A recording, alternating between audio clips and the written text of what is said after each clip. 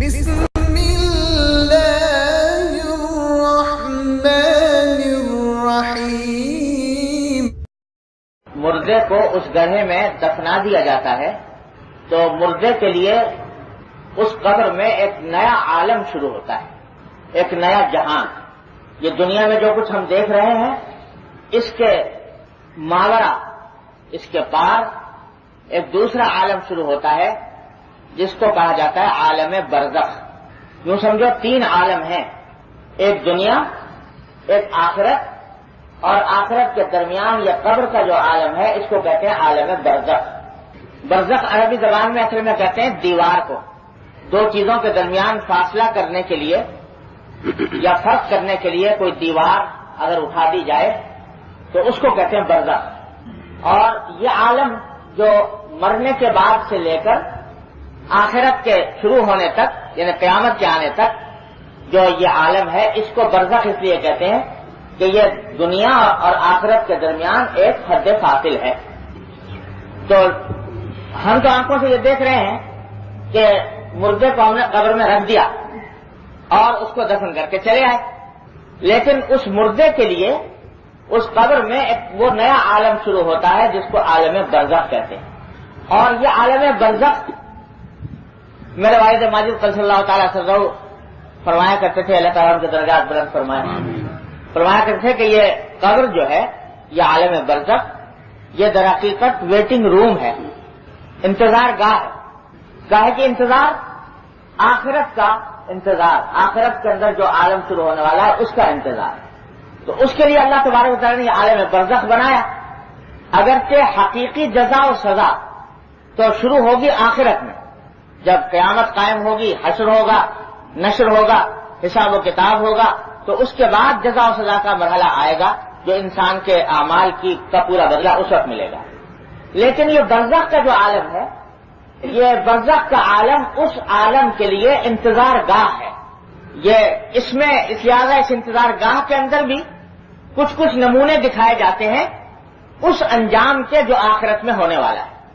آخرت میں اگر انجام اچھا ہے تو یہ عالم برزخ بھی اچھا ہے، اور اس کے اندر نعمتیں ہیں، اس میں آرام ہے، اس میں سکون ہے۔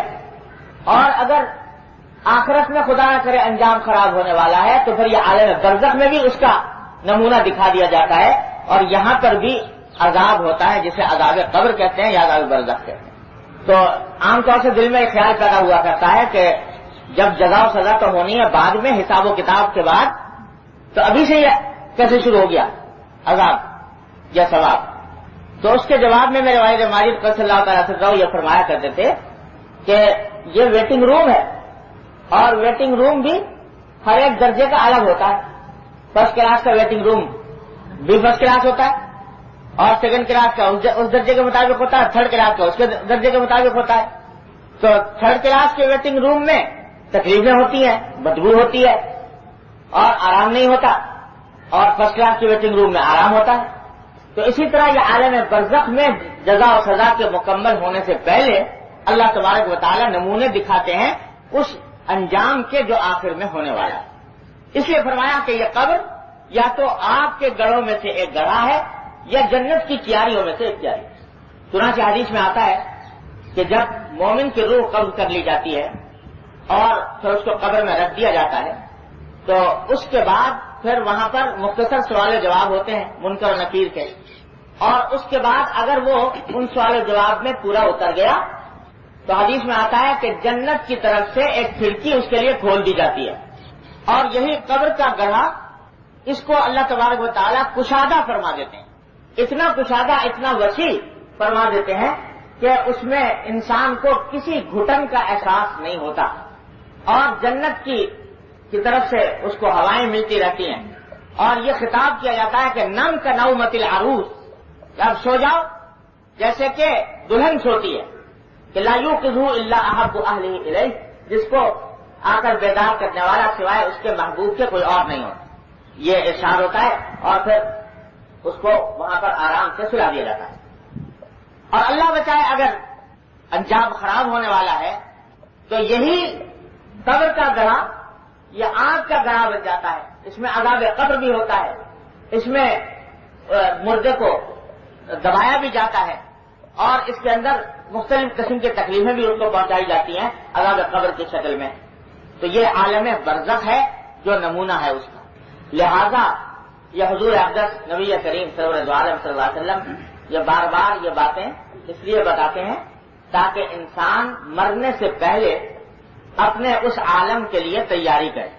اور اسی واسطے بار بار موت یاد دلائی جاتی ہے, قبر یاد دلائی جاتی ہے اور آخرت کا حساب و کتاب یاد دلایا جاتا ہے. حدیث میں فرمایا نبی کریم صلی اللہ علیہ وسلم نے کہ قبروں کی کبھی کبھی زیارت کیا کرو, قبرستان جایا کرو کبھی کبھی. کیوں؟ فإنها تذکر الآخرہ, اس واسطے کہ یہ قبریں انسان کو آخرت یاد دلاتی ہیں. جب انسان کا عجیب و غریب عالم ہے, انسان کا بھی حال عجیب ہے کہ جب تک زندہ ہے اور سانس چل رہا ہے اس وقت تک بس دنیا کے اندر پھیلی ہوئی رنگینیوں سے متاثر ہے, دنیا ہی کے حالات کو سوچتا ہے, اسی کی فکر میں غلطہ پیچا ہے, اسی کی بھاگ دوڑ میں لگا ہوا ہے اور اس کو یہ خیال نہیں آتا کہ ایک دن مجھے اس دنیا سے جانا ہے. اور جب تک ہے زندہ تو یہ سمجھتا ہے کہ بس ساری دنیا کا کاروبار میرے دم سے چل رہا ہے, ہر کام میرے بغیر کوئی کام نہیں ہو سکتا, میں چلا گیا تو یہ کام خراب ہو جائے گا, وہ کام خراب ہو جائے گا. اور جب جاتا ہے تو اس طرح چھوڑ کے جاتا ہے کہ کسی کو بھی اس بات کا بعض اوقات موقع نہیں ملتا کہ اپنے کاموں کو ٹھکانے لگا دے. اور اس وقت آنکھ کھلتی ہے. تو جب تک یہ قبر میں انسان نہیں پہنچتا اس وقت تک آنکھیں بند ہیں, حقیقت میں آنکھیں بند ہیں اور صرف اس دنیا کے رنگینوں میں انسان الجھا ہوا ہے.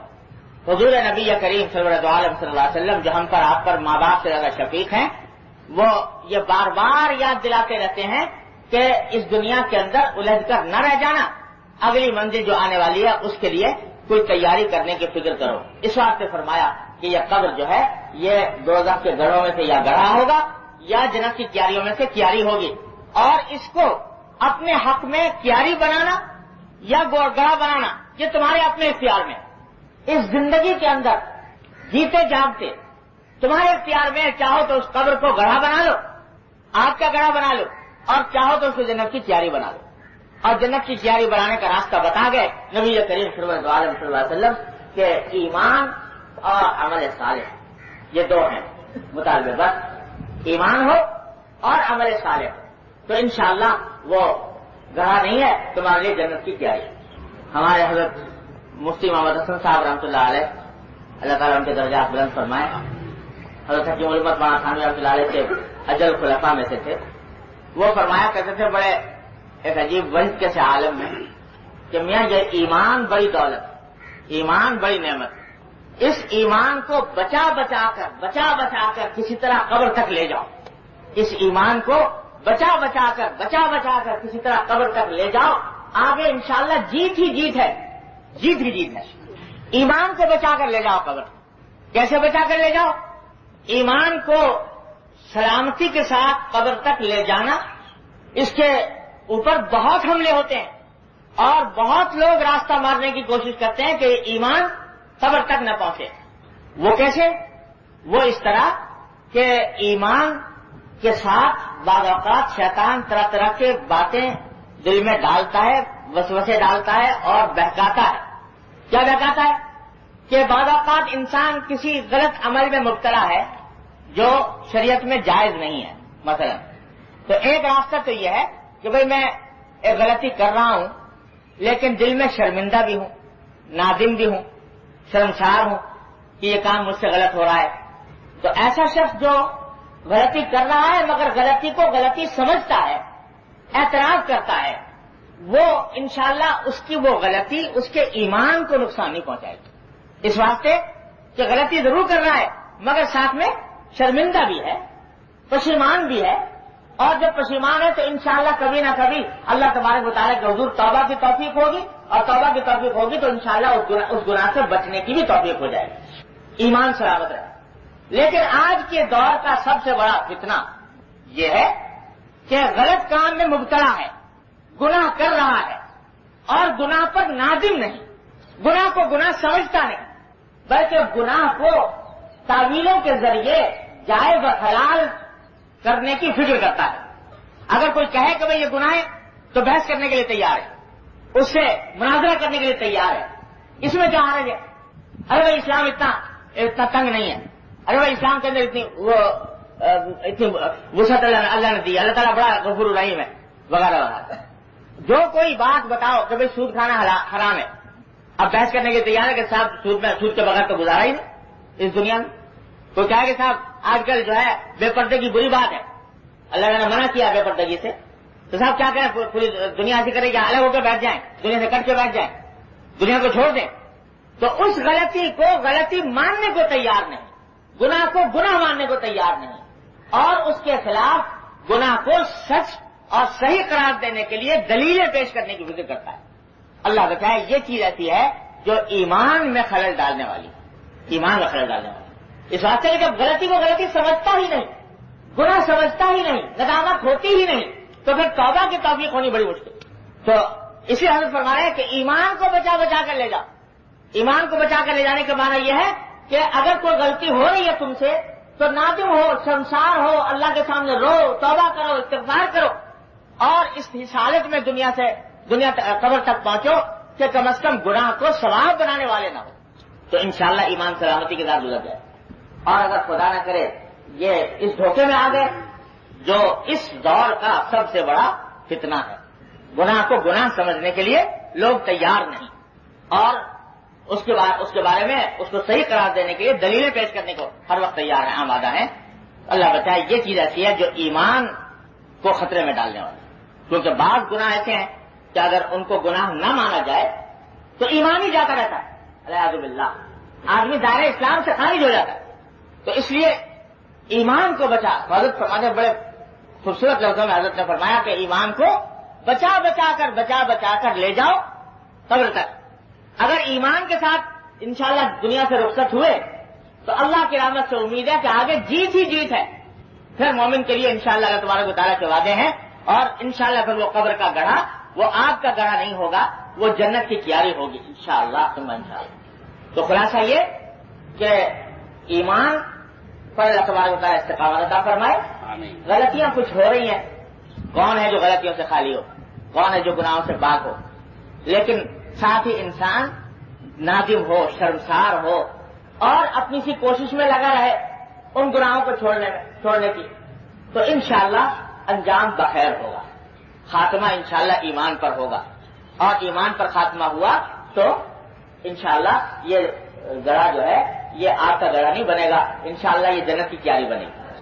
آپ نے دیکھا ہوگا پہلے زمانے میں تو بہت بڑے بزرگ لوگ اس بات کا اہتمام کرتے تھے, آج بھی ان کے پیروکار ایسا کرتے ہیں کہ ایک دوسرے سے دعا کراتے ہیں, بھئی ہمارے لیے دعا کرنا کہ اللہ تعالیٰ ایمان پر خاتمہ کرنا, ایمان پر خاتمہ کرنا. یہ دعا بڑی زبردست دعا ہے, اور حقیقت یہ ہے کہ ساری زندگی کا حاصل ہے اگر ایمان پر خاتمہ ہو, کہ آدمی جب دنیا سے رخصت ہو تو ایمان کی حالت میں رخصت ہو. اور اللہ بچائے, اللہ تعالیٰ محفوظ رکھے, یہ ایمان پر خاتمہ یہ بھی اللہ تعالیٰ کی توفیق سے اور ان کے کرم سے, ان کی رحمت ہی سے ہوتا ہے, ورنہ نہ جانے کتنے بیچ میں ڈاکو آتے ہیں, رہزن آتے ہیں جو انسان کو محروم کرنے کی کوشش کرتے ہیں اس ایمان کی دولت سے. اللہ, اور اس میں بھی حقیقت یہ ہے کہ اس میں کا جو بہترین نسخہ ہے وہ ہے صحبت اہل اللہ. اللہ والوں کی صحبت جتنی انسان اختیار کرے گا انشاءاللہ اللہ تبارک و تعالیٰ کی رحمت سے اتنا ہی اس کا ایمان پر خاتمہ ہونے کی توقع اور امید زیادہ ہو. اللہ تبارک و تعالیٰ جب کسی اللہ والے سے کوئی تعلق پیدا فرما دے تو یہ علامت اس بات کی ہے کہ اللہ تبارک و تعالیٰ نے انشاءاللہ خیر کا ارادہ فرما لیا. اگر خیر کا ارادہ نہ فرماتے تو ان سے وابستہ نہ کرتے, ان کی محبت دل میں پیدا نہ کرتے, ان کی صحبت کی توفیق نہ دیتے. اگر اللہ والوں کے ساتھ رابطہ جڑا ہوا ہے تو انشاءاللہ ثم انشاءاللہ اللہ تبارک و تعالیٰ رحم فرما دیں گے اور ایمان پر خاتمہ ہوگا. اور یہ اللہ والوں کی ایسی نعمت ہوتی ہے کہ امام راضی رحمۃ اللہ علیہ, امام فخر الدین غازی رحمۃ اللہ علیہ بڑے درجے کے, بہت اونچے درجے کے عالم, فلسفی, متکلم, تفسیر لکھی ہے بہت بڑی عظیم الشان تفسیر کبیر, اور فلسفی منطقی آدمی تھے. ساری عمر اسلام کے عقائد کو دلائل سے ثابت کرنے کے اندر گزری. کتابیں لکھی اور تقریریں کی اور خطبات دیے. ساری عمر اسی کام میں گزری کہ غیر مسلموں سے مقابلہ اور اسلام کے عقائد کو عقلی دلائل سے ثابت کرنا. توحید کو، رسالت کو، آخرت کو، ساری کتابیں بھری ہوئی ہیں، آج بھی چھپی ہوئی ہیں امام راضی. تو جب یہ علم کے اس سمندر میں غوطے لگا رہے تھے، خیال آیا ایک مرتبہ کہ علم کے اندر تو کام کر رہا ہوں، لیکن اپنے عملی اصلاح کے لیے اور اخلاقی اصلاح کے لیے کسی بزرگ سے بھی تعلق قائم کرنا چاہیے. اور کسی بزرگ سے تعلق قائم کیے بغیر عام طور سے انسان کی اصلاح ہوتی نہیں. دل میں خیال آیا، معلومات کی کہ بھائی اس وقت کون بڑے بزرگ ہیں. تو پتہ چلا کہ حضرت شیخ نجم الدین کبریٰ رحمۃ اللہ علیہ بڑے درجے کے ولی اللہ ہیں اور ان کا فیض بڑا جاری ہے. بہت لوگ جا کر فیضیاب ہو رہے ہیں. تو یہ سفر کر کے پہنچے حضرت شیخ نجم الدین کبریٰ رحمۃ اللہ علیہ کی خدمت میں کہ جا کر ان سے بیعت ہوں اور ان سے اپنا اصلاحی تعلق قائم کریں. حضرت شیخ نے پوچھا بھائی کیسے آنا ہوا، اتنا بڑا عالم اور اتنا بڑا متکلم اور مصنف.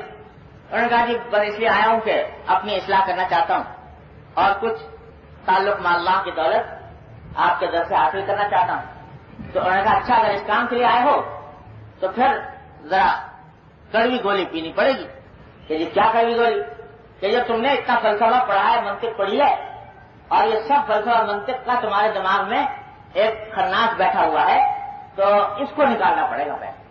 اور اس کے یہ فلسفہ منطق کا جو دماغ کے اندر ایک خزانہ ہے وہ پہلے نکالو، تو پھر اللہ تبارک و تعالیٰ کے فضل و کرم سے اس کے اندر اللہ کی طرف سے علوم ربانی وارد ہوں گے. اور شیخ صاحب تصرف سے ایک کمبل ڈالا اور کمبل ڈال کے کہا کہ خاموشی سے بیٹھے رہو اور کچھ تصرف کیا. اللہ عالم کیا تصرف کیا. امام راضی کو محسوس ہوا کہ میں نے جتنا علم حاصل کیا تھا فلسفے کا، منطق کا، وہ سب جا رہا ہے بھاگتا ہوا، دماغ سے نکلا ہوا. اب یہ بڑے گھبرائے کہ ساری عمر کی پونجی یہ اس طرح ایک لمحے میں جا رہی ہے. تھوڑی دیر تک صبر کیا، اس کے بعد آخرکار کمبل اتار کے کہا جی میرے بس میں نہیں ہے یہ کام. میں نے کہا اچھا پھر کہ یہ میرے یہ ساری عمر کی جو میرے علوم ہیں وہ سب رخصت ہو جائیں گے، تو اس واسطے بس آپ میرے حق میں دعا فرما دیں، اور اس لیے مجھ سے برداشت نہیں ہوتا. انہوں نے کہا اچھا انشاءاللہ تمہارے حق میں دعا کریں گے. باقی چلے گئے. جب اس کے بعد عمر گزری اور یہاں تک کہ جب انتقال کا وقت آیا، نزع کا عالم، اس نزع کے عالم میں شیطان پہنچ گیا، ابلیس، اور آگے جا کر کہا کہ حضرت جا رہے ہو دنیا سے تو یہ بتاؤ کہ کچھ ہاتھ میں کچھ صحیح بات لے کے بھی جا رہے ہو یا ایسے ہی رخصت ہو رہے ہو؟ اس نے کہا جی الحمدللہ صحیح بات لے کے رخصت ہو رہا ہوں. کہ صحیح بات کیا ہے؟ کہ کلمہ لا الہ الا اللہ محمد رسول اللہ توحید لے کر رخصت ہو رہا ہوں. کہا کہ اچھا یہ تو بتاؤ کہ توحید کے اوپر خدا کو ایک مانتے ہو تو کیا دلیل ہے تمہارے پاس خدا کے ایک ہونے کی؟ عقلی دلیل کیا ہے؟ امام راضی نے کہا ایک دلیل پیش کی. ابلیس نے اس دلیل کے اوپر کوئی اعتراض کر دیا. یہ دلیل تو اس واسطے کچھ ناقص معلوم ہوتی. تو امام راضی نے کہا دوسری بھی اعتراض کر دیا. انہوں نے کہا تیسری بھی. یہاں تک کہ لکھا یہ ہے کہ امام راضی رحمۃ اللہ علیہ نے 100 سے زیادہ دلیلیں پیش کی شیطان کے سامنے توحید. وہ ہر دلیل پہ کچھ نہ کچھ فلسفے منطق کے ذریعے، فلسفہ منطق ایسی چیز ہے دھوکہ، تو اس فلسفے منطق کے ذریعے ہر دلیل کے اوپر کچھ نہ کچھ اعتراض کر کے اور اس کو توڑ موڑ دیا دلیل کو. جب ساری دلیلیں ختم ہو گئیں تو امام راضی رحمۃ اللہ علیہ بڑے پریشان ہوئے کہ یہ تو سارا جو خزانہ تھا دلائل کا وہ سارا کا سارا خرچ ہو گیا. تو اس موقع پر اللہ جل جلالہ نے مدد فرمائی، اور مدد یہ فرمائی کہ سامنے شیخ نجم الدین کبریٰ رحمۃ اللہ علیہ جن کے پاس گئے تھے ان کی صورت سامنے نظر آئی اور انہوں نے کہا کہ کہتے کہ میں خدا کو بے دلیل ایک مانتا ہوں. یوں کہ نہیں کہہ دیتا کہ میں خدا کو بے دلیل ایک مانتا ہوں. اللہ تبارک و تعالیٰ کو فضل فرمانا تھا، زبان سے کہہ دیا کہ جب میں خدا کو بے دلیل ایک مانتا ہوں. یہ کہا کہ خدا کو بے دلیل ایک مانتا ہوں، اسی وقت روح قبض ہو. اللہ تبارک و تعالیٰ کیا ایمان کے ساتھ ہوا. تو اللہ تبارک و تعالیٰ اپنی رحمت سے کسی اللہ والے کے ساتھ تعلق جوڑ دے اور اس کے ساتھ اس کے دل میں اس کی محبت پیدا فرما دے تو اللہ جل جلالہ انعام فرما دیتے ہیں. اور آخر میں اللہ تبارک و تعالیٰ ایمان پر خاتمہ فرماتے. اس لیے فرمایا کہ ایمان پر خاتمے کا سب سے مؤثر نسخہ یہ ہے کہ اہل اللہ کی صحبت اور ان کی محبت. اور یہ نسخہ حدیث سے ثابت ہے. حدیث سے ثابت ہے. حدیث میں آیا ہے کہ ایک مرتبہ ایک صحابی نے عرض کیا کہ یا رسول اللہ میرے پاس عمل وغیرہ تو کچھ زیادہ ہے نہیں، لیکن مجھے اللہ اور اس کے رسول سے محبت ہے. صلی اللہ علیہ وسلم. اللہ اور اس کے رسول سے محبت ہے. عمل میرے پاس زیادہ نہیں لیکن اللہ اور اس کے رسول سے محبت ہے. تو حضور اقدس صلی اللہ علیہ وسلم نے جواب میں فرمایا کہ المرء مع من احب، کہ انسان انہی کے ساتھ ہوگا قیامت کے دن جن سے وہ محبت کرتا ہے. اگر اللہ والوں سے محبت کرتا ہے، انبیاء کرام سے، بزرگان دین سے، صلحاء امت سے محبت کرتا ہے تو انشاءاللہ قیامت میں انہی کے ساتھ ہوگا. اللہ تبارک و تعالیٰ اس کو اسی کے ساتھ رکھیں گے قیامت کے روز. تو اس واسطے یہ اللہ والوں کی محبت اور ان کے ساتھ تعلق ایسی چیز ہے جو خود اس حدیث کی روح سے اس سے پتہ چلتا ہے کہ انشاءاللہ اس کا ایمان پر خاتمہ ہوگا اور اللہ تبارک و تعالیٰ کے ہاں انشاءاللہ اس کا حشر جو ہے وہ اللہ والوں کے ساتھ ہی ہوگا. اللہ یہاں یہ بات بھی عرض کر دوں کہ یہ متعدد احادیث میں آیا ہے اور قرآن شریف میں بھی آیا اولئک مع النبیین والصدیقین والشہداء والصالحین، کہ جو اللہ کے رسول کی اطاعت کرے تو وہ نبیوں کے ساتھ ہوگا، صدیقین کے ساتھ ہوگا، شہداء اور صالحین کے ساتھ ہوگا. تو یہ ساتھ ہونے کا مطلب بھی سمجھ لیجیے. ساتھ ہونے کا مطلب اب یہ نہیں ہے کہ جو جس درجے کی جنت ان کو ملے گی اس درجے کی جنت اس کو بھی ملے گی. فرض کرو ایک مومن ہے لیکن بیچارہ سیدھا سادہ ہے اور اپنے اس نے ایمان اور صالح اس نے ضرور کیا لیکن اس سے غلطیاں بھی ہوئیں، معمولی درجے کا انسان ہے، مسلمان ہے، لیکن حدیث قرآن شریف نے فرمایا اور حدیث میں فرمایا کہ وہ ساتھ ہوگا انبیاء اور صدیقین. اور ایک حدیث میں آیا التاجر الصدوق الامین مع النبیین والصدیقین والشہداء، کہ جو سچا تاجر ہو اور امانت دار تاجر ہو وہ قیامت کے دن انبیاء کے ساتھ ہوگا اور صدیقین اور شہداء کے ساتھ ہوگا، صالحین کے ساتھ ہوگا. تو اگر اس کا مطلب ہو کہ صاحب اس کو بھی وہی درجہ مل جائے گا جو حضور اقدس صلی اللہ علیہ وسلم کو ملا ہے قیامت میں، تو ظاہر ہے یہ تو ممکن نہیں، اس واسطے کہ سرکار دو عالم صلی اللہ علیہ وسلم کا درجہ اور انبیاء کرام کا درجہ اس کو کوئی دوسرا پہنچ نہیں سکتا. اور یہ بات ثابت ہے قرآن و حدیث سے کہ درجات مختلف ہوں گے جنت میں، کوئی بہت اعلیٰ درجے پر، کوئی اس سے ادنا پر، کوئی اس سے ادنا پر. لہذا تو کیا مطلب اس کا کہ وہ انبیاء کے ساتھ ہوگا. تو معنی اس کے یہ ہے کہ انبیاء کے ساتھ ہونے کے معنی یہ ہے کہ اس کو انبیاء کرام تک پہنچنے کی آزادی حاصل ہو کہ جب وہ چاہے انبیاء کرام کی خدمت میں پہنچے، ان کی زیارت سے مشرف ہو. یعنی اگرچہ درجہ اس کا نیچا ہے، رہنے والا وہ نیچے درجے کا ہے، لیکن اس کو اس بات کی آزادی ہوگی کہ وہ جب چاہے وہ انبیاء کرام سے ملنے کے لیے اور اولیاء کرام سے ملنے کے لیے اوپر کے درجات میں چلا جائے. یہ اجازت اس کو حاصل ہوگی اور یہ موقع اللہ تعالیٰ کی طرف سے اس کو دیا جائے گا. اور یہ بھی کوئی معمولی نعمت نہیں کہ سرکار دو عالم صلی اللہ علیہ وسلم کی زیارت جب چاہے حاصل ہو جائے اور جب چاہے آدمی جا کر آپ سے شرف ہم کلامی حاصل کر لے. تو یہ کوئی معمولی درجے کی نعمت نہیں. اور چونکہ جنت کا معاملہ عجیب و غریب ہے تو اس واسطے علماء کرام نے لکھا کہ جب یہ لوگ مومنین حضور اقدس نبی کریم صلی اللہ علیہ وسلم کی زیارت کے لیے حاضر ہوں گے اوپر کے درجات میں، تو کبھی طور پر یہ سوال پیدا ہوتا ہے کہ جب رہنے والے ہیں نیچے درجے کے اور جائیں گے انبیاء کرام کے اوپر والے درجات میں، وہاں نعمتیں کچھ اور عظیم الشان قسم کی ہوں گی، وہاں کا عالم کچھ اور ہی ہوگا. اس کو دیکھ کر ہو سکتا ہے ان کے دل میں یہ حسرت پیدا ہو کہ بھئی یہ درجہ جو ان حضرات کو ملا ہوا ہے وہ مجھے نہیں ملا. تو ساتھ میں یہ بتا دیا گیا کہ وہاں پر یہ حسرت کے جذبات ختم ہو جائیں. وہاں کسی بھی نچلے درجے کے جنتی کو کسی اوپر کے درجے کے جنتی پر نہ رشک ہوگا، نہ حسد ہوگا، نہ اس بات کی حسرت ہوگی کہ یہ درجہ ہمیں کیوں نہیں ملا، بلکہ وہ اس سے یہ جذبات ہی ان کے اندر سے ختم ہو جائیں گے. لہٰذا اس کو کوئی تکلیف وہاں پر نہیں پہنچے گی اس بات کہ اس نے کسی بڑے درجے کو دیکھا تو دل میں یہ حسرت پیدا ہوئی کہ بھائی مجھے کیوں نہیں ملا. تو بہرحال یہ معنی ہے ان حضرات انبیاء کرام اور اولیاء کرام کے ساتھ ہونے کے کہ ان کے پاس آنے جانے کی سہولت ہر وقت میسر ہوگی اور یہ بڑی نعمت ہے جو حاصل ہوگی اہل اللہ سے تعلق رکھنے والے ہیں. اللہ تبارک و تعالیٰ اپنے رحمت سے اپنے فضل و کرم سے ہم سب کو اس کی توفیق عطا فرمائے.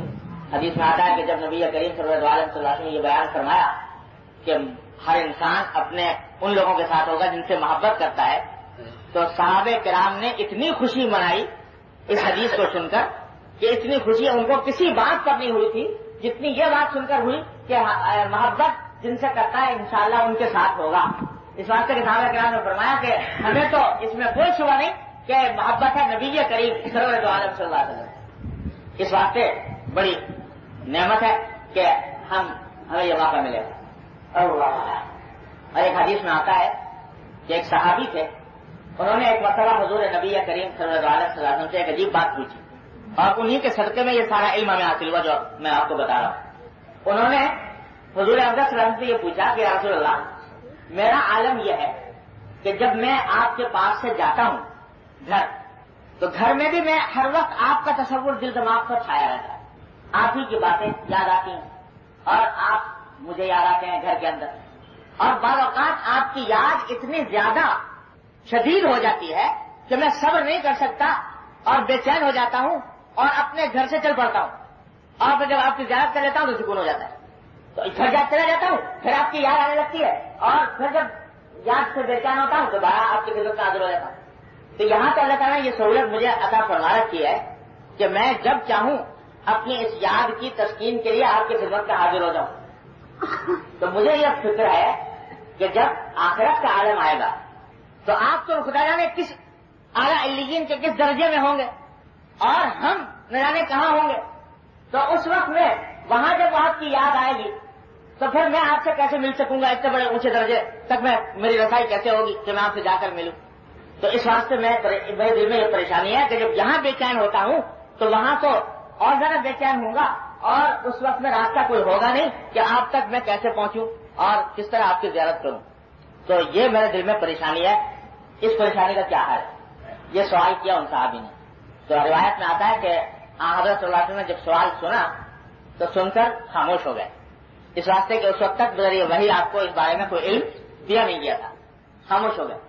جو خاموش ہوئے تو تھوڑی دیر کے بعد جبریل امین علیہ السلام یہ آیت کریمہ لے کر نازل ہوئے جس میں فرمایا ومن یطع اللہ رسول, کیسے آیت پوری علیہم النبیین, ومن یطع اللہ والرسول فاولئک مع الذین انعم اللہ علیہم من النبیین والصدیقین والشہداء والصالحین وحسن اولئک رفیقا, کہ جو اللہ اور اس کے رسول کی اطاعت کرے تو ایسے لوگ ان لوگوں کے ساتھ ہوں گے قیامت کے دن جن پر اللہ نے اپنی نعمت نازل فرمائی, یعنی نبیین, انبیاء کرام اور صدیقین اور شہداء اور صالحین.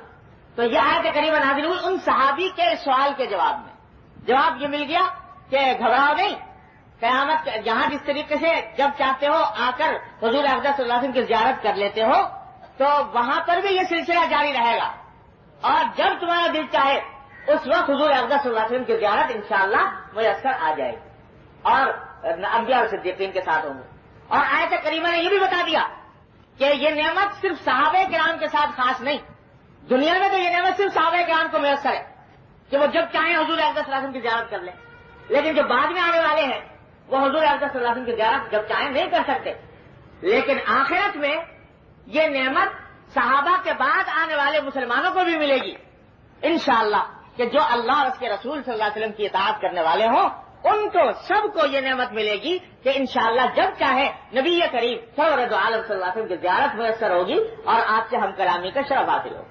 اللہ تبارک و تعالیٰ اپنے رحمت سے اپنے فضل و کرم سے ہم سب کو یہ دولت عطا فرما دیں, یہ نعمت عطا فرما دیں. بہرحال بات دور نکل گئی. عرض یہ کر رہا تھا کہ حدیث کا حاصل یہ ہے کہ عالم برزخ جو ہے وہ صاحب ایمان کے لیے انشاءاللہ جنت کی تیاری ہے, لیکن اس ایمان کو سلامت رکھنے کے لیے ضروری ہے عمل صالح. ایمان کو سلامت رکھنے کے لیے, سلامتی کے ساتھ دنیا سے رخصت ہونے کے لیے ضروری ہے عمل صالح, اور عمل صالح کی کوشش میں لگا رہنا. اگر کوئی غلطی ہو جائے تو اس کو صحیح ثابت کرنے کی فکر کیے بغیر آدمی اس پر نادم ہو, شرمسار ہو, توبہ استغفار کرے, اللہ تبارک و تعالیٰ سے معافی مانگے, نہ یہ کہ سیدھا دوری کرے. اللہ تبارک و تعالیٰ اپنے رحمت سے ہم سب کو اس کی توفیق عطا فرمائے. آگے ارشاد فرمایا, ایک دوسری حدیث ہے حضرت کعب بن مالک رضی اللہ تعالیٰ عنہ. وہ فرماتے ہیں کہ نبی کریم صلی اللہ علیہ وسلم نے ارشاد فرمایا کہ ارواح المؤمنین فی حواصل طیور خضر معلقۃ تحت العرش، کہ مومنین کی روحیں کچھ سبز پرندوں کے پوٹوں میں ہوں گی. حواصل کہتے ہیں سینے کے اندرونی حصہ، اس کو کہتے ہیں حواصل. تو مومنوں کی ارواح عالم برزخ میں وہ سبز پرندوں کے اندرونی سینے کے اندرونی حصے میں ہوں گی اور یہ عرش کے نیچے معلق ہوں گی. اب اس کا تصور تو ہم آپ کر نہیں سکتے اس واسطے کہ اس عالم کی کیفیات ہماری آپ کی سمجھ سے بالا تر ہے. جب تک آدمی دیکھ نہ لے اس وقت تک اس عالم کی کسی کیفیت کو نہ سمجھ سکتا ہے، نہ اس کو تعبیر کر سکتا ہے، نہ اس کا تصور کر سکتا ہے. لیکن آپ نے یہ بتایا کہ مومنین کی ارواح جو ہیں وہ وہاں عرش کے نیچے ایسے پرندوں کی شکل میں ہوں گے. بعض روایتوں میں آتا ہے، بعض روایتوں سے یہ بات معلوم ہوتی ہے، بعض روایتوں میں یہ معلوم ہوتا ہے کہ مومن کی روح کو اللہ تبارک و تعالیٰ مرنے کے بعد آزادی دے دیتے ہیں اور وہ جہاں چاہے جا سکتی ہے. یہ بھی بعض روایتوں سے معلوم ہوتا ہے. بعض روایتوں سے یہ معلوم ہوتا ہے کہ مومن کی روح جو ہے وہ قبر کے اوپر رہتی ہے، قبر کے ساتھ رہتی ہے، اور اسی واسطے جب قبر پر جائیں اور مردے کو کہنا یہ ہے تعلیم تو اس کو سلام کریں، السلام علیکم ورحمۃ اللہ کہیں. اور بعض روایتوں میں آتا ہے کہ وہ اس کو پہنچایا جاتا ہے وہ سلام. تو یہ مختلف روایتیں آئی. حقیقت یہ ہے جو علماء کرام نے ان تمام احادیث کو سامنے رکھ کر بیان کی ہے وہ یہ کہ ہر ایک مرنے والے کے ساتھ اللہ جل جلالہ کا معاملہ مختلف.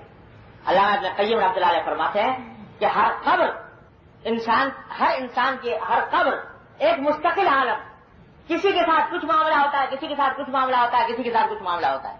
کسی کو کی روح قبر کے ساتھ رہتی ہے، کسی کی روح عرش تک پہنچ جاتی ہے، کسی کی روح کو آزادی دے دی جاتی ہے کہ وہ جہاں چاہے جائے. تو ایک کو دوسرے پر قیاس نہیں کیا جا سکتا. یہ عالم برزخ میں کیا معاملہ کس کے ساتھ ہوگا یہ اللہ تعالیٰ ہی جانتا ہے اور کوئی قاعدہ کلیہ اس بارے میں بیان نہیں کیا جا سکتا. لیکن اتنی بات واضح ہے کہ صاحب ایمان کو عالم برزخ میں انشاءاللہ تکلیف نہیں ہوگی. اور اللہ بتائے اگر کفر کی حالت میں مرا ہے اور برے حال انجام خراب ہوا ہے تو پھر وہ تکلیف کا عالم ہوگا جس کو جنت دوزخ کے گھڑے سے اس میں تعبیر فرمایا گیا. بہرحال ہو جو کچھ بھی مانگنا یہ چاہیے اللہ جل جلالہ سے کہ یا اللہ اپنے فضل و کرم سے اپنی رحمت کا سایہ عطا فرما. عالم برزخ میں بھی عالم آخرت میں بھی اپنی رحمت کا سایہ عطا فرما. حضور اقدس صلی اللہ علیہ وسلم نے عذاب قبر سے بھی پناہ مانگی ہے اور برزخ کے عذاب سے بھی پناہ مانگی ہے. وہ پناہ مانگنی چاہیے اور اللہ تبارک و تعالیٰ سے اس کے اگلی حدیث ہے حضرت ابو ہریرہ رضی اللہ تعالیٰ عنہ سے مروی ہے. وہ روایت کرتے ہیں کہ حضور نبی کریم صلی اللہ علیہ وسلم نے ارشاد فرمایا کہ اقرب ما یکون العبد من ربہ وہو ساجد فاکثروا من الدعاء. فرمایا دنیا میں انسان اپنے پروردگار سے سب سے زیادہ قریب اس وقت ہوتا ہے جب وہ اللہ کے لیے سجدہ کر رہا ہو. سب سے زیادہ قرب کا عالم اللہ تبارک و تعالیٰ سے قرب سب سے زیادہ میسر آتا ہے انسان کو سجدے کی حالت میں. لہذا فرمایا فاکثروا من الدعاء، لہذا سجدے کی حالت میں دعا کی کثرت کرو، اللہ تعالیٰ سے دعا مانگنے کی کثرت کرو سجدے کی حالت میں. اس واسطے کہ یہ سجدے کا عالم سب سے زیادہ قرب کا عالم ہے. اس سے زیادہ قرب کسی اور چیز میں میسر نہیں آتا انسان. اور یہ واقعہ ہے کہ اللہ جل جلالہ کے ساتھ قرب اس سے زیادہ کہیں اور میسر نہیں آتا. اور قرآن کریم سے بھی یہ بات معلوم ہوتی ہے اس واسطے کہ قرآن کریم نے بڑا پیار کا جملہ سورہ علق میں، جس سورہ علق کا آخری جملہ جو ہے وہ بڑے پیار کے ساتھ فرمایا. وہ آیت سجدہ ہے جس کا ترجمہ یہ ہے کہ سجدہ کرو اور میرے پاس آ جاؤ، سجدہ کرو اور میرے پاس آ جاؤ. اب اس سے زیادہ اور کیا محبت بھری بات ہوگی ایک پروردگار کی طرف سے اپنے بندوں کے لیے کہ اگر میرا قرب چاہتے ہو، میرے قریب آنا چاہتے ہو تو سجدے میں آ جاؤ، پیشانی زمین پر ٹیک دو اللہ تبارک و تعالیٰ کی بارگاہ میں. تو انشاءاللہ قرب کا وہ اعلیٰ ترین مقام حاصل ہو جائے گا جو اس دنیا میں جیتے جی کسی اور حالت میں نہیں مل سکتا. اور دیکھو اللہ جل جلالہ نے حضور رحمت العالمین صلی اللہ علیہ وسلم کو جو اپنے قرب کا مقام عطا فرمایا یعنی معراج، ساتوں آسمانوں سے اوپر، اور اس مقام تک پہنچایا جہاں جبریل امین بھی علیہ الصلوۃ والسلام نہیں پہنچ سکتے تھے. اس مقام تک اللہ تبارک و تعالیٰ نے پہنچایا. اور قرب کا وہ عالم عطا فرمایا کہ جو اس کائنات میں کسی فرد بشر کو نصیب نہیں ہوا، اور نہ جانے وہاں کیا راز و نیاز اللہ اور اللہ کے رسول صلی اللہ علیہ وسلم کے درمیان ہوئے، کیا باتیں ہوئی، ہمارا اس کا تصور بھی نہیں کر سکتے، وہ مقام عطا کرتا۔ لیکن جب آپ دنیا میں واپس تشریف لائے تو اس وقت جاتے ہوئے حضور اقدس صلی اللہ علیہ وسلم کو امت کے لیے جو تحفہ دیا گیا کہ آپ جا رہے ہیں کہ امت کے پاس کیا تحفہ لے کے جائیے؟ 5 نمازوں۔ گویا زبان حال سے حضور نبی کریم صلی اللہ علیہ وسلم نے یہ درخواست کی اللہ جل جلالہ سے کہ اللہ آپ نے مجھے تو یہ قرب نصیب فرما دیا، یہ درجہ عطا فرما دیا، تو میری امت کو یہ قرب کیسے نصیب ہو؟ تو اللہ تبارک و تعالیٰ نے اس کے جواب میں یہ تحفہ عطا فرمایا 5 نمازوں کا کہ یہ امت کے واسطے 5 نمازیں لے جاؤ، اور ان نمازوں میں جب تمہاری امت کے لوگ پیشانی زمین پر رکھیں گے اور سجدہ کریں گے تو اس سجدے کی حالت میں ان کو ہمارا قرب نصیب ہو جائے گا۔ اور اسی لیے فرمایا حدیث میں کہ الصلاۃ معراج المؤمنین، نماز مومنوں کی معراج ہے۔ اگر کوئی مومن چاہتا ہے کہ وہ اپنی بساط کے مطابق معراج حاصل کرے تو اس کا راستہ یہ ہے کہ نماز پڑھے۔ اب کہ جب خود یہ مرتبہ حاصل ہوا تو ہر امتی کے لیے یہ قرب کا درجہ لے آئے کہ اب سجدہ کرو اور سجدہ کر کے پاس آ جاؤ، اللہ تبارک و تعالیٰ کے قریب آ جاؤ۔ تو یہ قرب کی یہ عالم کسی جسمانی قرب کی بات نہیں، لیکن اللہ جل جلالہ کے ساتھ محبت کا قرب، عظمت کا قرب، ابدیت کا قرب اللہ تبارک و تعالیٰ اس سجدے کی حالت میں عطا فرماتے ہیں۔ اور حقیقت یہ ہے کہ ابدیت کی جو لذت اس سجدے میں ہے، پیشانی اللہ تبارک و تعالیٰ کی بارگاہ میں ٹیکنے کے اندر جو لذت ہے اور جو اس کا قرب ہے وہ اور کسی چیزوں میں ایسا نہیں ہے۔ اللہ، ہمارے حضرت مجذوب صاحب رحمۃ اللہ علیہ اسی کو فرماتے ہیں کہ تصور عرش پر ہے، تصور عرش پر ہے، وقت سجدہ ہے جبھی میری، تصور عرش پر ہے، وقت سجدہ ہے جبھی میری، میرا پھر پوچھنا کیا آسمان میرا زمین میری۔ جب اللہ جل جلالہ کی بارگاہ میں سر رکھ دیا تو آسمان و زمین سب وہ میرے قبضے میں آ گئی، اس واسطے کہ اللہ جل جلالہ کی بارگاہ میں سر رکھا ہوا ہے اور میرا تصور عرش پر ہے، وقت سجدہ ہے جبھی میری۔ تو اللہ تبارک و تعالیٰ اپنی رحمت سے سجدے کی حقیقت ہم سب کو عطا فرمائے۔ تو یہ سجدہ بڑی دولت ہے۔ حضرت شاہ فضل الرحمان صاحب گنج مراد آبادی رحمۃ اللہ علیہ بڑے درجے کے اولیاء اللہ میں سے تھے اور درویش قسم کے بزرگ تھے، حضرت ہمارے حضرت تقریب الامت مولانا تھانوی رضی اللہ تعالیٰ سے ان کی خدمت میں حاضر ہوئے اور ان سے ان کی صحبت حاصل کرنے کے لیے، ان کی زیارت کے لیے۔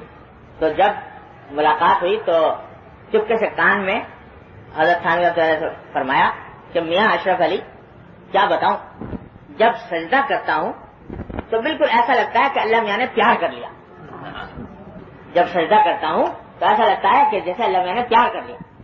تو جو اللہ تبارک و تعالیٰ جن کو نور بصیرت عطا فرماتے ہیں ان کو اس سجدے کی لذت نصیب ہوتی ہے۔ اور ذرا یہ جب سجدہ زمین پر کرو تو جب یہ جملہ بھی عجیب سکھایا نبی کریم صلی اللہ علیہ وسلم کے سجدے میں کیا کہو، کیا سبحان ربی الاعلی، میں نے جو سجدہ کیا ہوا ہے زمین کے اوپر، یعنی میرے ماحول میں جو سب سے پست جگہ ہے میں نے زمین پر اس جگہ پر اپنی زمین ٹیکی ہوئی ہے، کس کے لیے؟ ربی الاعلی، اس پروردگار کے لیے جو اعلیٰ ترین ہے، سب سے بلند و بالا ہے۔ تو ذرا سا یہ لفظ جو ہے نا یہ دھیان دے کے کہو سجدے میں، سبحان ربی الاعلی، پاک ہے میرا وہ پروردگار جو اعلیٰ ترین ہے، سبحان ربی الاعلی، میرا پاک ہے میرا وہ پروردگار جو اعلیٰ ترین ہے۔ اس بات کا تصور کر کے ذرا سا دل لگا کر کہو۔ ہمارے حضرت فرمایا کرتے ہیں حضرت ڈاکٹر صاحب صلی اللہ تعالیٰ سے کہ ایک مرتبہ بھی اگر سچے دل سے اخلاص سے نکل گیا سجدے کی حالت میں سبحان ربی الاعلی تو کچھ بعید نہیں ہے کہ اللہ تعالیٰ اسی سے بیڑا پار فرمایا جب سجدے میں سر رکھو اور یہ کہو تو ذرا سوچ کے کہا کرو کیا کہہ رہا ہوں، کس کے آگے سر رکھا ہوا ہے، کس کی بارگاہ میں سر رکھا ہوا ہے اور کیا کہہ رہا ہوں، سبحان ربی الاعلی، میرا پروردگار اعلیٰ ہے۔ تو یہ ایک مرتبہ ذرا سوچ کے کہہ دیا تو انشاءاللہ وہ سجدہ قبول ہو گیا اللہ تبارک و تعالیٰ کے بارگاہ میں، تو بس بیڑا پار انشاءاللہ۔ یہ ایسا قرب کا مقام ہے۔ اسی لیے حضور حضرت صلی اللہ علیہ وسلم فرماتے ہیں کہ جب سجدے کی حالت میں ہو تو کثرت سے دعا کرو۔ فرائض میں تو حضور کا معمول نہیں تھا، سجدے کی حالت میں دعا کرنے کا، لیکن نفلوں میں جیسے تہجد میں، اشراق میں، اوابین میں یا ویسی نفلوں میں جب سجدے میں گئے سبحان ربی الاعلیٰ جتنی مرتبہ کہنا ہے کہا، اور اس کے بعد اپنی عرض و نیاز پیش شروع کر دی دعاؤں کے ذریعے۔ کیسی دعائیں؟ قرآنی دعائیں، جو قرآن میں دعائیں آئی ہیں وہ، یا حضور اقدس صلی اللہ علیہ وسلم سے جو دعائیں معصور ہیں، منقول ہیں، وہ ادعیہ معصورہ، عربی زبان کی دعائیں۔ سجدے میں زبان وہاں کی سرکاری زبان وہی ہے بھائی، عربی، وہاں اردو میں نہیں چلے گی درخواست، اس حالت نماز میں درخواست جو ہے وہ عربی میں ہوگی۔ البتہ بہتر یہ ہے کہ وہ دعائیں جو حضور اقدس نبی کریم صلی اللہ علیہ وسلم نے مانگی ہیں وہ جتنی آدمی یاد کر سکے اور ان کو سجدے کی حالت میں مانگے تو اس کا مزہ ہی کچھ اور۔ اس بات کہ حضور اقدس صلی اللہ علیہ وسلم نے دنیا آخرت کی کوئی حاجت ایسی نہیں ہے جو اس دعا میں چھوڑ دی، کوئی مانگ نہیں سکتا، مانگنا تو درکنار تصور نہیں کر سکتا ان نعمتوں کا جو حضور اقدس صلی اللہ علیہ وسلم نے مانگی اپنی دعاؤں میں۔ اور جتنی بھی دعائیں قرآن کی آتے ہیں، ربنا آتنا فی الدنیا حسنۃ وفی الآخرۃ حسنۃ، ربنا لا تزغ قلوبنا بعد إذ هديتنا، ربنا هب لنا من أزواجنا وذرياتنا قرة أعين، اور جتنی دعائیں معصور یاد ہوں سجدے کی حالت میں نفلوں کے اندر خوب مانگو اللہ تبارک و تعالیٰ، اور اس کے مانگنے میں انشاءاللہ جو اللہ تعالیٰ اپنی رحمت سے اس کی صحیح حقیقت عطا فرمائے تو اس میں لطف بھی ہے اور قرب کے اندر اور اضافہ ہوگا، جتنا مانگو گے اس حالت میں اتنا انشاءاللہ قرب میں اور اضافہ ہوگا۔ اس واسطے حضور اقدس صلی اللہ علیہ وسلم فرماتے ہیں کہ سجدے کی حالت میں کثرت سے دعائیں مانگو۔ اللہ تعالیٰ ہم سب کو توفیق عطا فرمائے۔ آگے حدیث ہے حضرت عائشہ صدیقہ رضی اللہ تعالیٰ عنہا سے روایت ہے، وہ فرماتی ہیں کہ نبی کریم صلی اللہ علیہ وسلم نے فرمایا کہ احب الاعمال الی اللہ ادومها وان قل، کہ تمام اعمال میں اللہ جل جلالہ کو سب سے زیادہ محبوب وہ عمل ہے جو انسان پابندی سے کرے، نفلی اعمال میں جو عمل پابندی سے کرے وہ اللہ تعالیٰ کو بہت محبوب ہے۔ وان قل، چاہے تھوڑا ہو لیکن انسان پابندی سے کرے، مثلا معمول بنا لیا کہ بھائی میں 2 رکعتیں پڑھا کروں گا فلاں وقت، یا آدھا پارہ قرآن کریم کی تلاوت کیا کروں گا، تو اس معمول کی پابندی کرے، روز پڑھے، چھوڑے نہیں، چاہے کم ہی ہو۔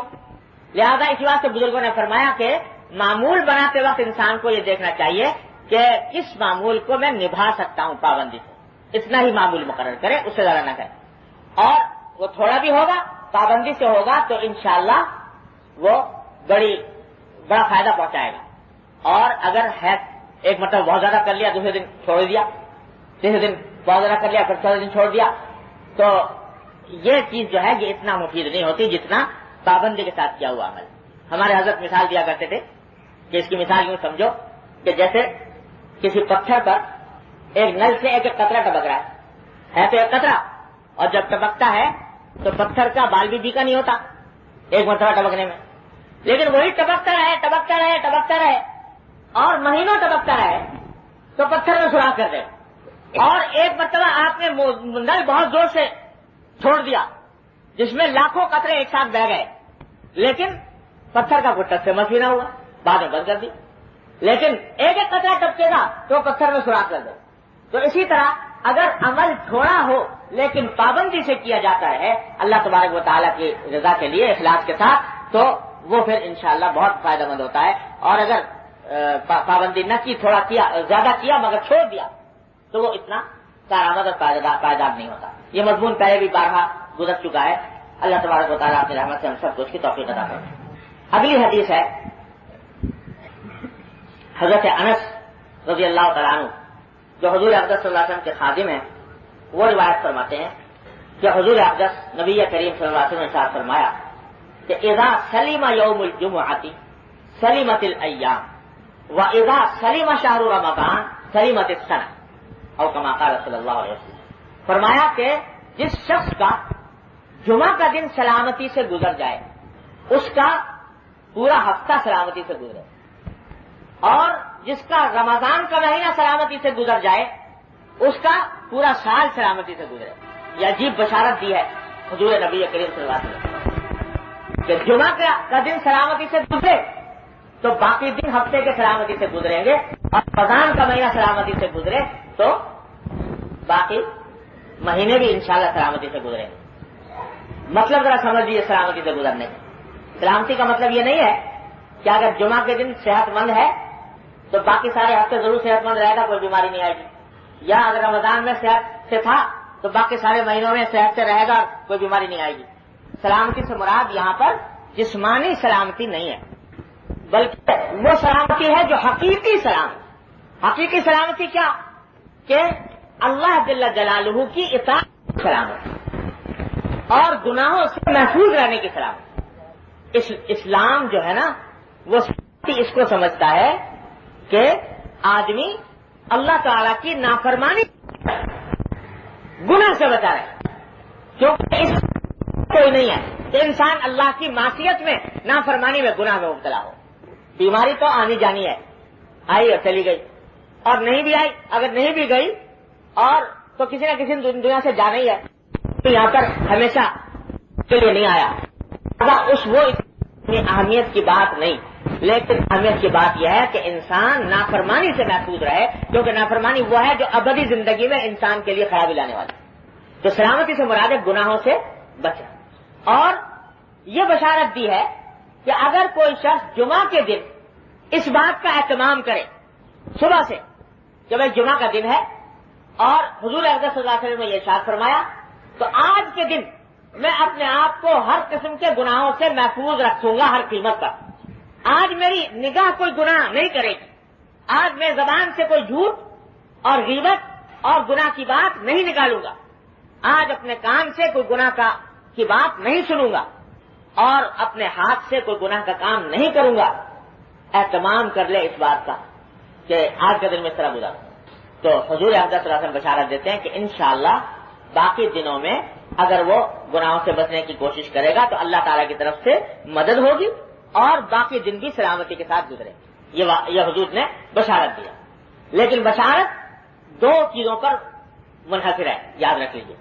ایک یہ کہ آدمی اس دن میں اہتمام کرے اسی نیت سے کہ میں اس دن کو اس لیے کہ میں چاہتا ہوں کہ اپنے آپ کو نافرمانیوں سے گناہوں سے بچاؤں، فسق و فجور سے بچاؤں، لیکن عام دنوں میں مغلوب ہو جاتا ہوں، تو یہ دن اللہ کا دیا ہوا ہے، سید الایام ہے، تمام دنوں کا سردار ہے، اللہ تعالیٰ نے تو خاص فضیلت بخشی ہے۔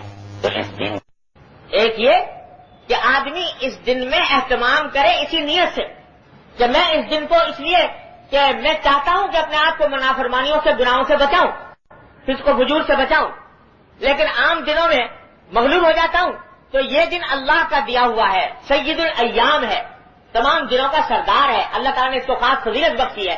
تو اس دن کی عظمت اور فضیلت کی برکت سے میں اپنے آپ کو اہتمام سے بچاؤں گا کہ ان دنوں میں کم از کم آج کے دن کوئی یہ گناہ سرزد نہ ہو، اور پھر باقی دنوں میں کوشش کرتا رہوں گا، تو انشاءاللہ اس کی کوشش کامیاب ہوگی، اور اول تو گناہ کا صدور نہیں ہوگا انشاءاللہ، اور اگر بالفرض کوئی غلطی سرزد ہو بھی گئی تو انشاءاللہ توبہ کی استغفار کی توفیق ہوگی، اور اللہ تبارک و تعالیٰ کے یہاں سے مغفرت کا پروانہ ملے گا۔ اور یہی حال رمضان کا ہے۔ اس واسطے بزرگ جو ہیں یہ فرماتے ہیں کہ بھائی جمعہ کے دن ذرا خاص طور پہ اہتمام کرو، خاص طور سے اہتمام کرو گناہوں سے بچنے کا۔ ہمارے ہاں الٹا معاملہ یہ ہو گیا کہ جب سے جمعہ کی چھٹی ہوئی تو ساری دنیا کی خرافات جمعہ کے دن جمع ہو گئی۔ اب جمعہ کے دن جتنی چونکہ چھٹی ہے تو چھٹی کا مطلب لوگ یہ سمجھتے ہیں کہ ہر قاعدے قانون سے، اصول سے، اخلاق سے، مذہب سے چھٹی، لہذا جتنی خرافات، جتنے گناہ اور جتنے برے کام جو ہیں وہ جمعہ کی رات میں اعوذ باللہ کیے جاتے ہیں، وہ شاید پورے ہفتے بھی نہیں کیے جاتے ہوں۔ تو وہ چھٹی کی رات ہے، لہذا خوب اس میں گانا بجانا اور خوب اس میں نگاہوں کو ٹی وی میں اور فلموں میں خراب کرنا اور فضولیات کے اندر اپنا وقت ضائع کرنا، اور جمعہ کا دن جو ہے وہ بجائے اللہ تعالیٰ کی عبادت اور اللہ تعالیٰ کی طرف رجوع کرنے کے گناہوں کے اندر مبتلا رہے۔ اعوذ باللہ۔ بھائی یہ دن اس لیے بنایا تھا اللہ تبارک و تعالیٰ نے کہ یہ دن سید الایام قرار دیا۔ اسی دن حدیث میں آتا ہے کہ اللہ تبارک و تعالیٰ نے حضرت آدم علیہ السلام کی تخلیق کی، اور اسی دن کو اللہ تبارک و تعالیٰ نے اپنے کائنات بنانے کے لیے منتخب فرمایا، اور اسی دن میں اللہ تبارک و تعالیٰ نے یہ جمعہ کو ایک ہفتے کی عید قرار دے کر اس میں جمعہ کی نماز فرض کی، اجتماع مسلمانوں کا فرض کیا. تو اس کا تقاضا یہ ہے کہ کم از کم یہ دن تو اہتمام کے ساتھ گناہوں سے بچ کر گزار لیا جائے، نہ یہ کہ اس میں وہ گناہ کیا جائے جو اور ہفتے میں نہیں کیا جاتا. تو ہمارے معاشرے میں جب سے یہ چھٹی ہوئی ہے یہ بڑی زبردست خرابی پھیل گئی ہے. اس سے بچنے کی ضرورت ہے اور دوسرے لوگوں کو بچانے کی فکر کی ضرورت ہے. ورنہ یہ بھی کچھ بعید نہیں کہ جس طرح یہ فرمایا گیا ہے کہ جمعہ کا دن اگر سلامتی سے گزرے تو پورا ہفتہ سلامتی سے گزرے گا، کہیں اس کے برعکس یہ معاملہ نہ ہو کہ جمعہ کا دن خرابی کی حالت میں گزرا تو پورا ہفتہ خرابی کی حالت میں گزرا. العیاذ باللہ. اس لیے اس انجام سے بچنے کی ضرورت ہے. اور یہی معاملہ رمضان کا ہے کہ رمضان کے مبارک کے اندر اگر انسان اس نیت سے اپنے آپ کو بچائے کہ حضور اقدس صلی اللہ علیہ وسلم کا یہ ارشاد ہے، تو انشاءاللہ اللہ تبارک و تعالیٰ باقی سال کے اندر بھی اس کو توفیق عطا فرمائیں گے اور اس کی نصرت فرمائیں گے. اللہ تعالیٰ ہم سب کو اس کی پر عمل کی توفیق عطا فرمائے. چلیے اب وقت تھوڑا سا رہ گیا، یہیں پر چلتا ہے. اللهم صل على سيدنا محمد وعلى آله وصحبه كما صليت على إبراهيم. ربنا ظلمنا أنفسنا وإن لم تغفر لنا وترحمنا لنكونن من الخاسرين. ربنا ظلمنا أنفسنا وإن لم تغفر لنا وترحمنا لنكونن من الخاسرين. ربنا ظلمنا أنفسنا وإن لم تغفر لنا وترحمنا لنكونن من الخاسرين. ربنا آتنا في الدنيا حسنة وفي الآخرة حسنة وقنا عذاب النار.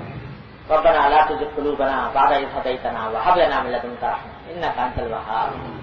یا ارحم الراحمین اپنے فضل و کرم اپنے رحمت سے ہمارے تمام گناہوں کو معاف فرما.